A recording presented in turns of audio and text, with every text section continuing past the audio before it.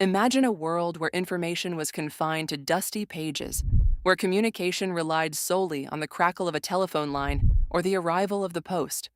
Today, the digital revolution has irrevocably transformed how we live, work, and connect.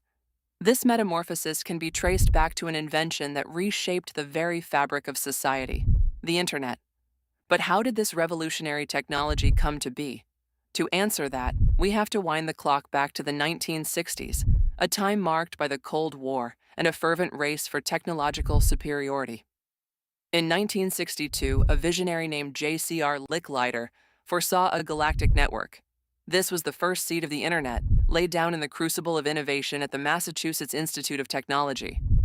Licklider imagined a world where computers, once bulky giants hidden in basement laboratories, could communicate with each other, transcending spatial limitations. The true birth of the Internet, however, took place under the watchful eyes of the United States Department of Defense. Amidst Cold War anxieties, the Advanced Research Projects Agency Network, or ARPANET, was conceived as a means of ensuring communication that could withstand the decimation of traditional lines during a nuclear attack.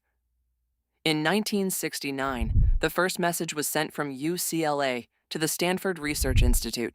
Just two letters, LO, an attempt to type login that ended prematurely as the network crashed. It was a humble beginning, yet monumental.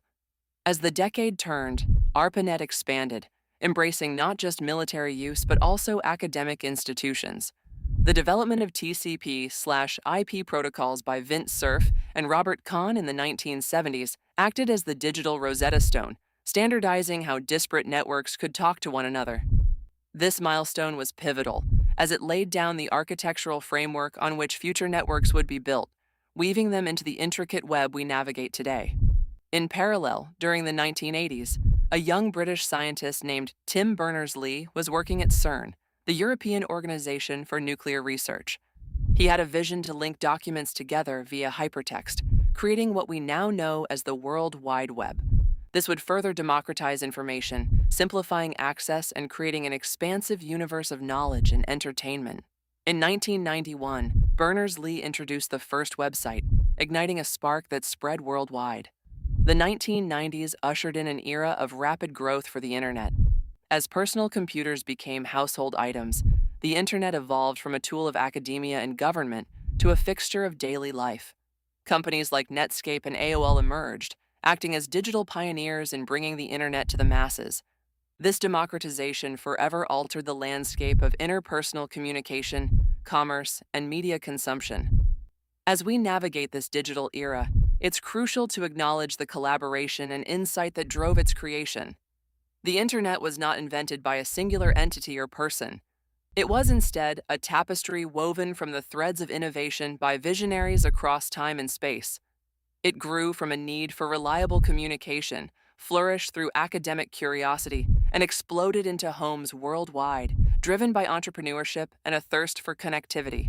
Reflecting on its history reveals the deeply human need for connection and information. As we continue to explore new frontiers with the Internet, from AI to augmented reality, it's both daunting and exhilarating to consider what the next revolutionary leap might be.